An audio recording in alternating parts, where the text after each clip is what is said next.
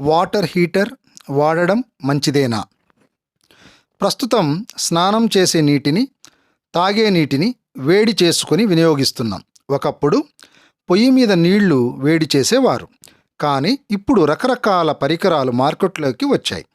ప్రస్తుతం గీజర్లు, immersion water హీటర్లు విరివిగా వాడుతున్నారు.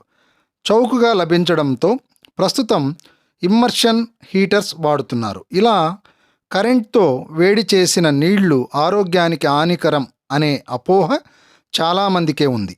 కానీ అది నిజం కాదని నిపుణులు చెబుతున్నారు. నీటిని మంటపై వేడి చేసినా, హీటర్తో వేడి చేసినా ఎలాంటి ప్రమాదం లేదట. హీటర్లో కాయిల్ నుంచి విద్యుత్ నీళ్లలోకి ప్రవహించకుండా సిలికా పొరను పూస్తారు. ఈ సిలికా కోటింగ్ తొలగిపోతే కరెంట్ నీళ్లలోకి పాస్ అయ్యి చేయి అందులో పెట్టినప్పుడు షాక్ కొడుతుంది. అందుకే ఇమ్మర్షన్ వాటర్ హీటర్ ఎక్కువ రోజుల పాటు వాడద్దు అని నిపుణులు హెచ్చరిస్తున్నారు.